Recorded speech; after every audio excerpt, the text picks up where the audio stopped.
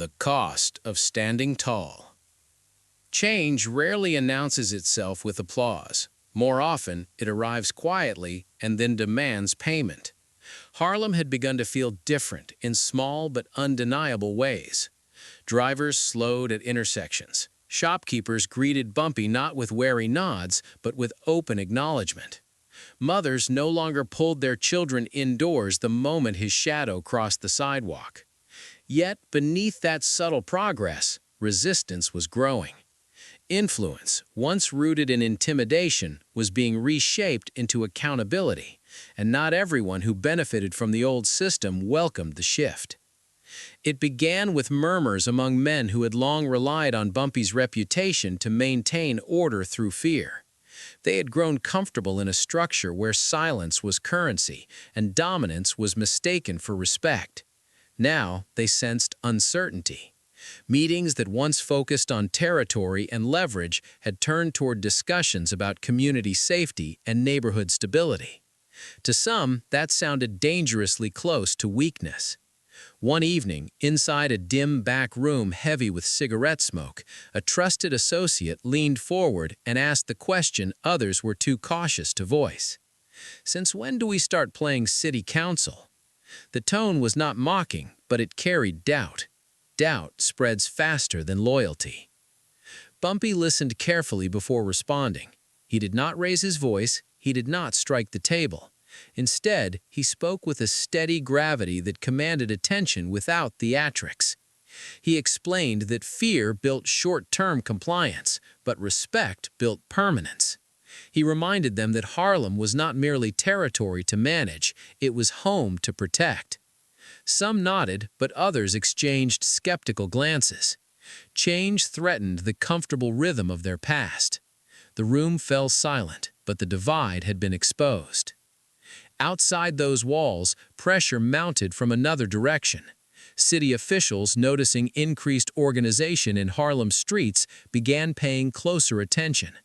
Increased visibility always invites scrutiny. Police presence ticked upward, not in response to crime, but in response to influence shifting hands. The irony was sharp. When chaos simmered quietly, little attention was paid.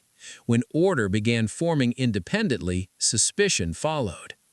Bumpy understood that scrutiny came with the territory, but he also recognized the risk.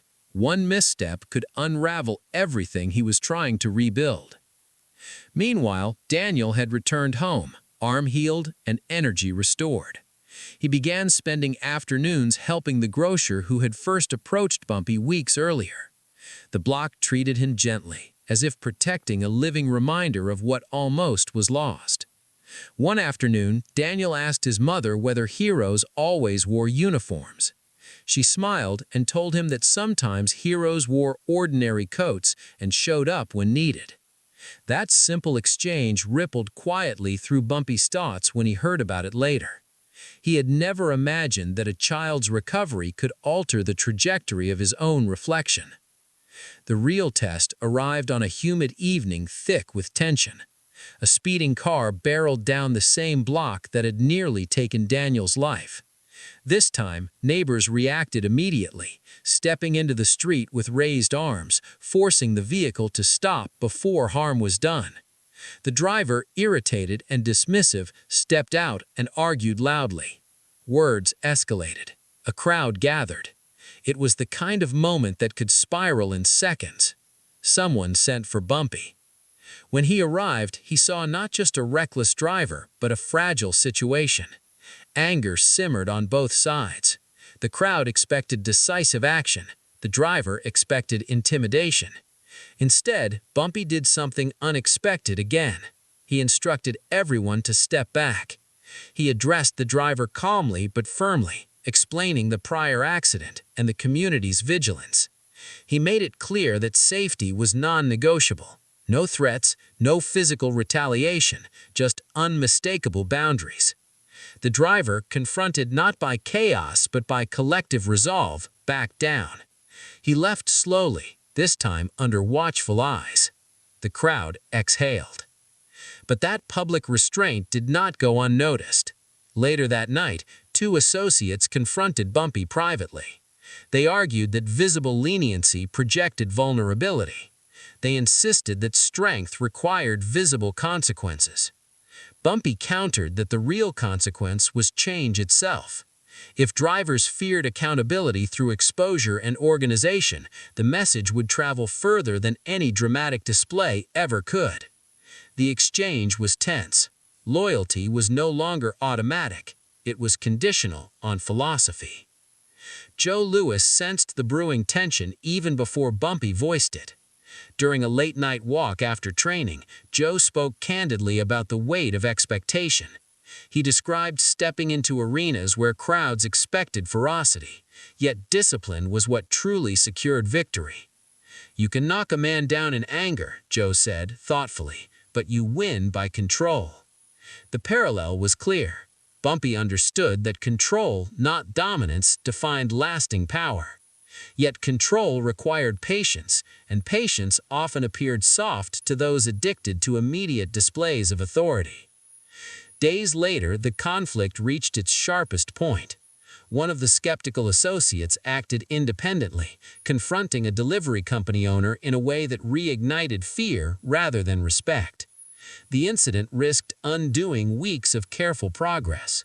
When Bumpy learned of it, he felt a familiar pull, the old instinct to assert dominance decisively. But he resisted.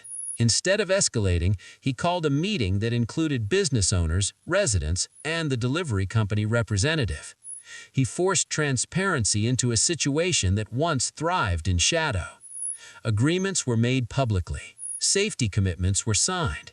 Witnesses were present. Accountability became structured rather than implied. The associate who acted impulsively interpreted this approach as betrayal of their traditional methods. He confronted Bumpy openly, accusing him of abandoning what made him powerful. The accusation cut deeper than expected. Was transformation a rejection of identity or an evolution of it? The room held its breath as Bumpy responded. He could not deny his past. He acknowledged it plainly. But he stated clearly that power without purpose was hollow. If influence could prevent harm instead of reacting to it, then refusing that path would be cowardice disguised as strength. The confrontation ended not with violence, but with departure. The associate chose to leave rather than adapt. It was a quiet fracture, yet it symbolized the cost of change. Leadership, Bumpy realized, sometimes meant losing those unwilling to grow alongside you. That loss weighed heavier than any external opposition. In the days that followed, Harlem observed closely. Would the shift hold?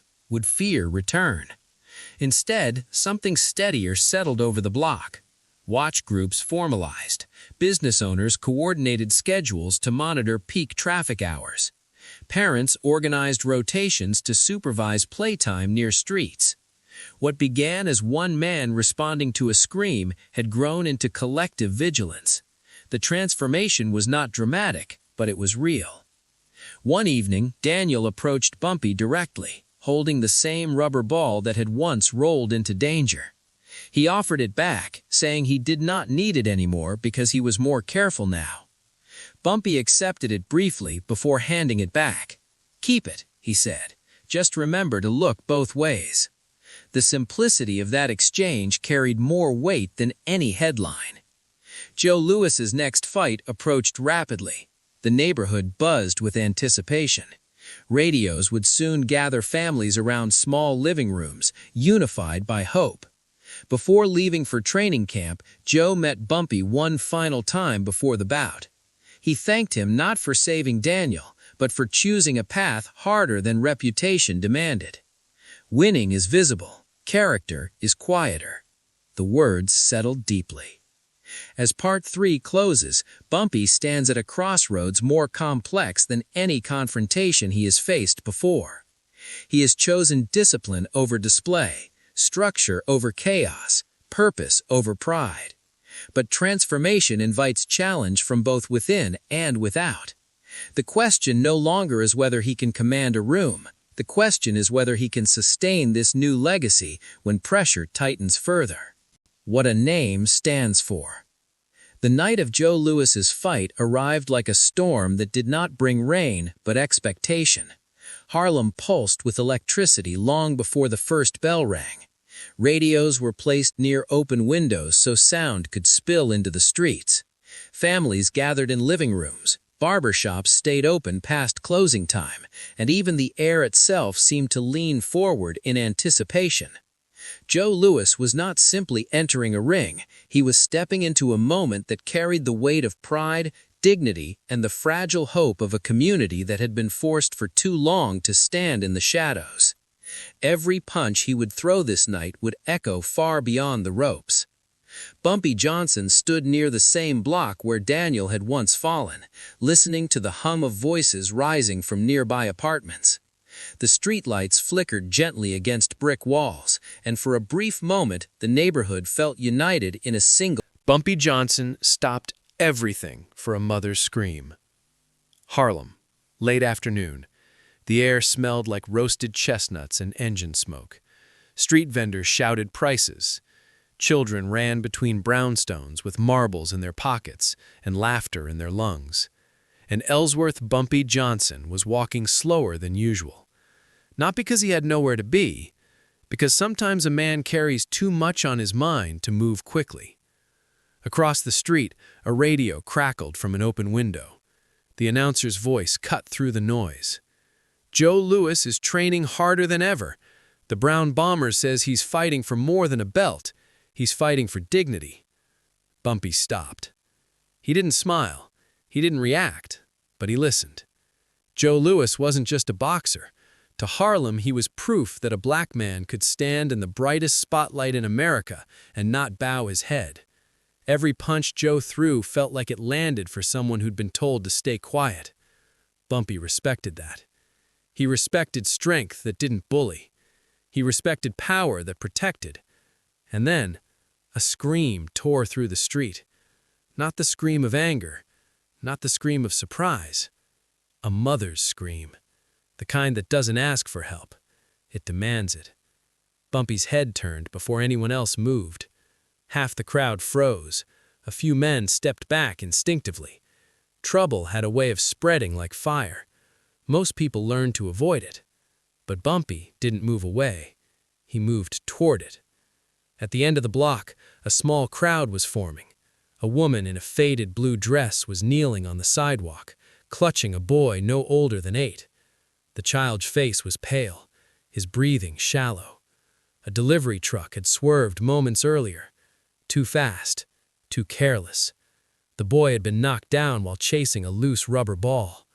The driver was shouting defensively, "It wasn't my fault. He ran into the street." The mother didn't hear him. She just kept whispering, "Stay with me, baby. Stay with me." Bumpy stepped through the crowd. He didn't raise his voice. He didn't threaten anyone. He simply knelt beside them. "What happened?" he asked calmly. The driver stammered, I didn't see him." Bumpy looked at the skid marks. He looked at the dented fender. He didn't need more explanation. But instead of exploding, instead of escalating, he did something unexpected. He took off his coat, rolled it, placed it gently under the boy's head. "Call an ambulance," he told someone behind him. Nobody moved. In 1940s Harlem, ambulances didn't rush for black neighborhoods the way they did downtown. Bumpy stood. He walked to the nearest payphone, pulled coins from his pocket, dialed himself. And when the dispatcher's voice answered with bored indifference, Bumpy spoke in a tone that carried weight without shouting. "A child's been hit. You'll send someone now." The pause on the other end was long. Then the voice changed. "Yes, sir." He hung up, walked back, kneeled again. The mother looked up at him through tears. "Is he going to be okay?" Bumpy didn't give false promises. "He's breathing, and we're not letting him stop." The child's eyelids fluttered. Across the street, someone had turned the radio louder.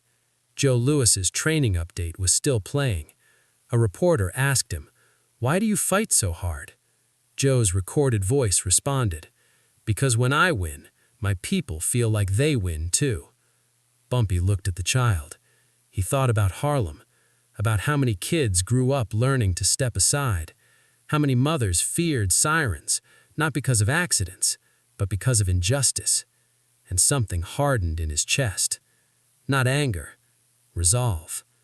The ambulance arrived. Slow, but it arrived.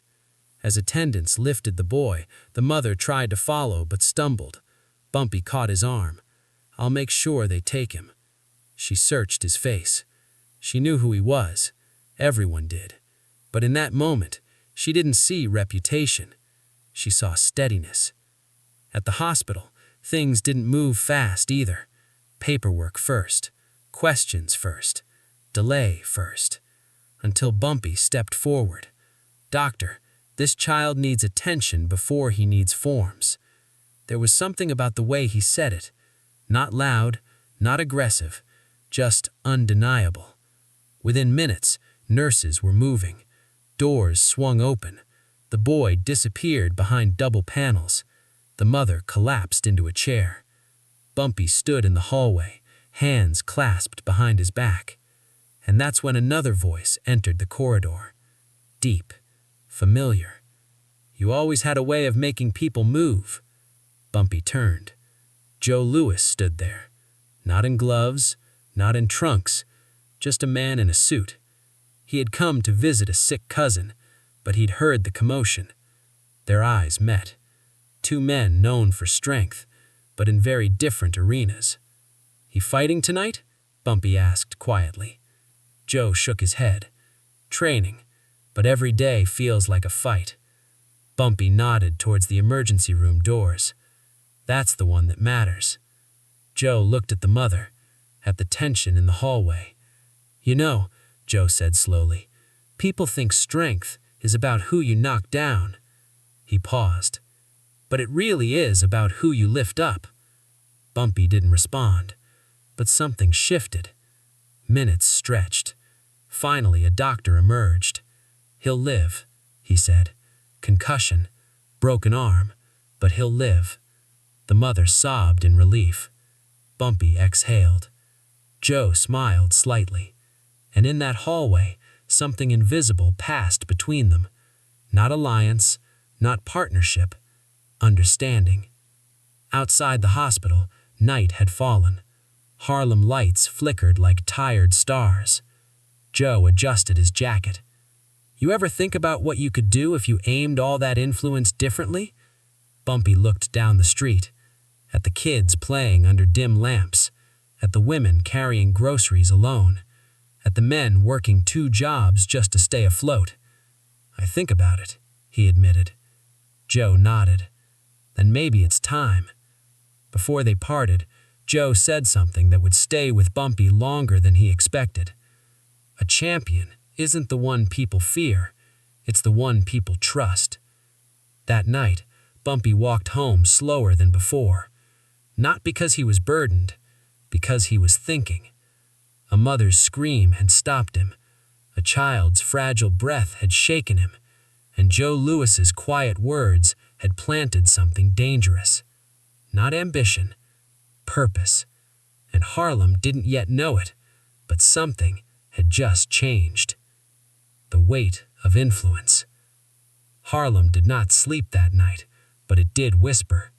Word traveled faster than any newspaper headline ever could. People spoke in barbershops, in kitchens, on stoops beneath dim street lamps. They spoke about the accident, about the boy who survived, and about the man who stepped forward when others hesitated. In neighborhoods like Harlem, stories mattered because they shaped belief, and belief shaped survival.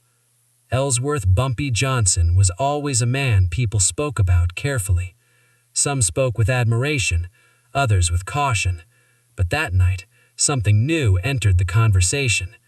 Respect, born not from fear, but from protection. Bumpy sat alone in his apartment, jacket folded neatly over a chair, the city humming faintly through the open window. He replayed the sound of that mother's scream in his head. It had not been dramatic.